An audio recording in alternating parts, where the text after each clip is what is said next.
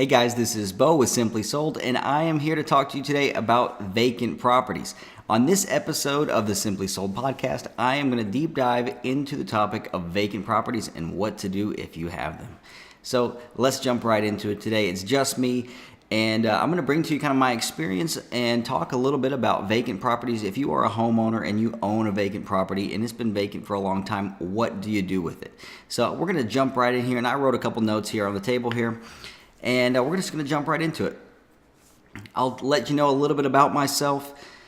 Over the past several years, I have purchased several vacant properties, over 100 vacant properties, and I'm just going to tell you a little bit about my experience in doing so. So let's just dive right in here.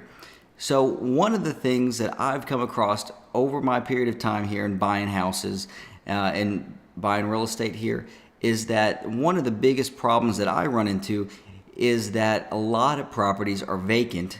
People could have inherited these properties. They could have had terrible tenants. I've seen lots of that.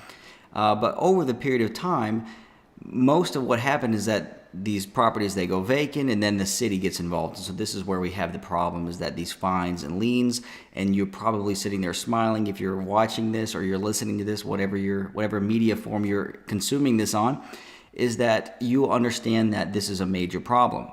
And so our business is based out of the Louisville, Kentucky market. We're in Louisville, southern Indiana, and the surrounding counties. And in our specific market, when a house goes vacant, it's like the city, the codes and regulations people, it's like they take a target in your house has a bullseye on it. They take a weapon and they focus right on your house, and they're going to keep targeting you over and over and over again on your property. They're going to look for the little silliest things, and that's a very minor term there. This is the stuff that doesn't really even matter. They're going to go after it, and they're going to target it, and they're going to make a really, really big deal about this stuff. And we're going to do a little case study today on a property that we have purchased in the past, and a property that I bought, and how long it took me to deal with it, and the process of what was going on with it. I have a couple different properties that we purchased that way, and I'll let you know about them. So step number one that you need to do is, if you have a property that is vacant currently and that you're thinking about selling it, and it has, we'll say it has code violations or something like that, on city fines, or you keep getting letters, code violations on this property, first thing you need to do is you need to contact somebody like us, Simply Sold. We're a real estate investment firm, and what we do is we buy properties from people all over the city and the state. And the first thing you need to do, and here's the reason why you need to contact somebody like us. We're an investment firm, and we work with attorneys, and we need to see what's going on with your property. That's number one, is we need to see if there's any kind of liens or fines against your property. And the best way to do that, whether you work with us or another investor, the best way to do that is just to find out from an attorney, do a title search on the property. That's step number one, is contact an investor and get a property, a contract or an agreement on the property to purchase it, and then get your title ran. That's what they call it, running title. So that's what you need to do first, is get title ran to see on the legal side of things, not just hearsay, what you think is going on with it, but to actually find out legally what's going on with your property, to see how many fines.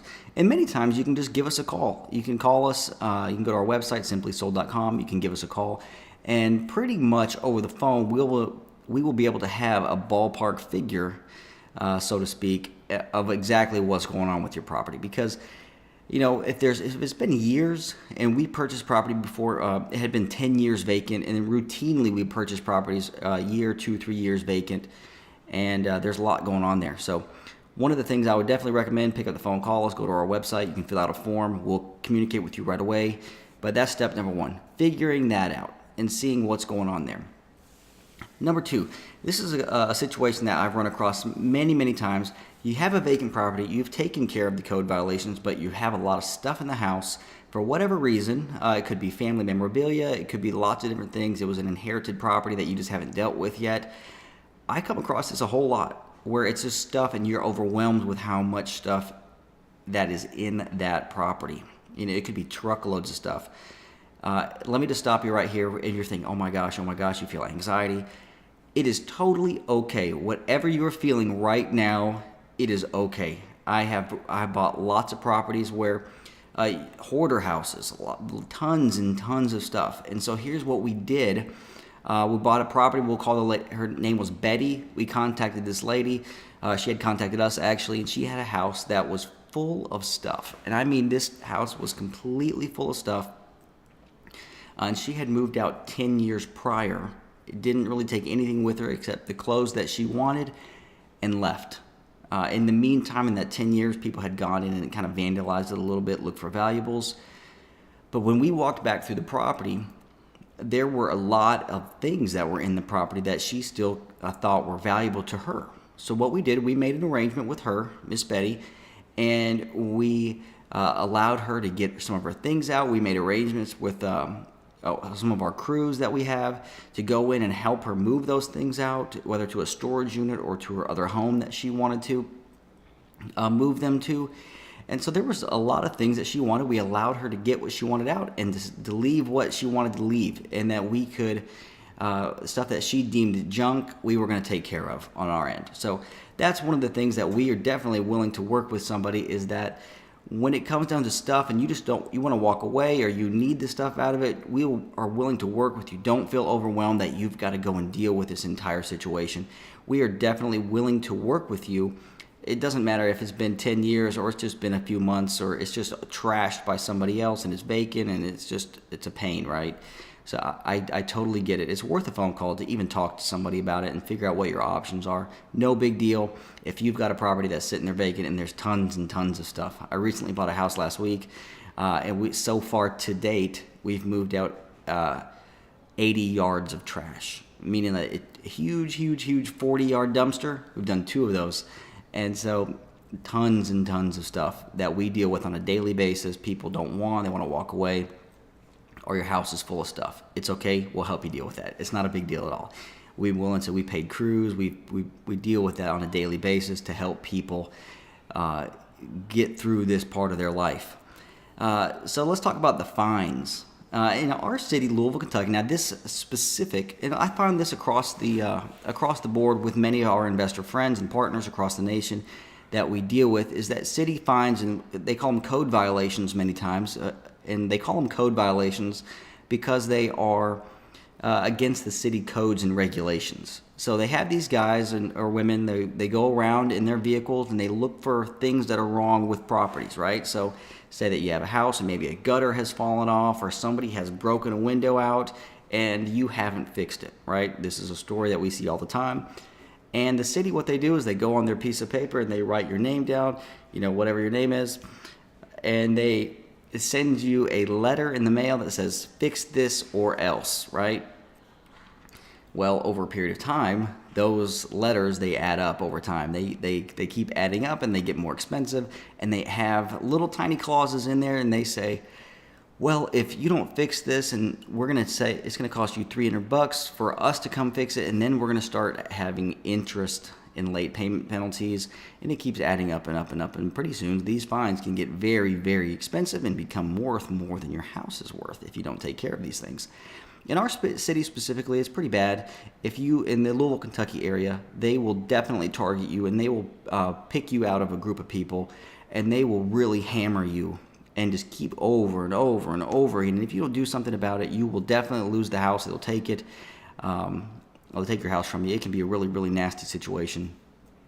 I'll tell you another story in this case study that we did, a property that we bought from a gentleman. Let's just call him John Smith. And John, he had this property, and it had been in his family for over 30 or 40 years. And they lived in Louisville, Kentucky area for a very long time. And this house had been very run down, very neglected. They had moved out of town to Michigan, his entire family. They were gone out of town, and he was disabled, he was blind, and he couldn't see. So John had let this property kind of had fallen into disrepair, and he really couldn't be here to fix it, right? So he was in a situation where he wasn't able to come and do work on it, so he was paying somebody every single month to mow the grass and so forth. And then when we got connected with John said, no, there's no fines on this property. I've been taking care of them all. Well, what he had been doing was sending money to somebody, and that person was actually not doing any of the work that they said that they were doing, and they were actually just stealing the money from John. And when we got involved, we found out that John owed about $5,000 in fines in this time, and we were able to work with the city, bring John's case before the city, and say, hey, this is what's going on. John is disabled. This is what's going on. And the city, in this rare case, I will say it's a rare case, but these fines were able to be waived in this situation. And there is a way out. So a lot of times it does come working through with an investor on these types of places. If you have a property and you just don't know where to start, that's what this episode is really all about, is that if you just don't know where to start, you have a vacant property in the city, is that you can contact somebody. There is hope. You can get out of your situation. It's not a huge deal. And so it's definitely something that you can get out of. If you want to sell your house, we'll be definitely willing to talk to you. It's something that we do on a daily basis, is talk to sellers. And it's going to be, when you get to that closing table, it is going to be a great moment. John ended up flying in town from Michigan. We were able to get him all the money that he wanted for the property, and he was able to fly home with a check in his hand. So that's something that I'm really proud of. We worked through it. It took us some time, because when there are liens and code violations on properties, especially vacant properties, they can add up pretty quickly. So I'll end this podcast with this, is that so many times that people, they get into these properties, and this is a whole other topic, but we'll briefly go into it. They just want to give their property away, right? They want to give a property away because it's such a pain in their side. And they don't know what to do. They've tried to give it away to the city. They've tried to give it away to friends. So let me help you out here. If you are in that situation, you absolutely hate your property, let me tell you what to do. You can contact us first off. That's one of the biggest things, is contact an investor, contact me.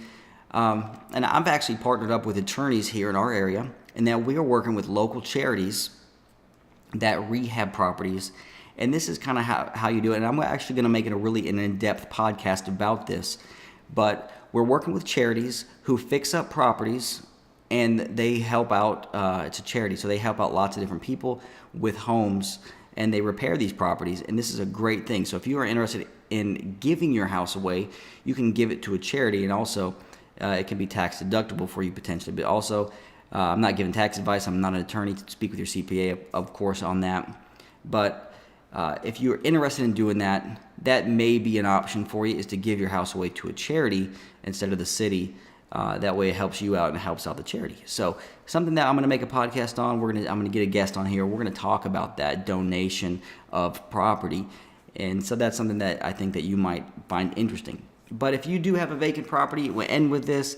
Contact me at Simply Sold. You can go to simplysold.com, or you can email me, support@simplysold.com. Send me an email. Love to speak to you about your property. I don't care if it's been vacant for a long time, or all the copper's ripped out and it's got holes in the windows. All the windows need to be replaced, or it's a hoarder house and it is crazy inside.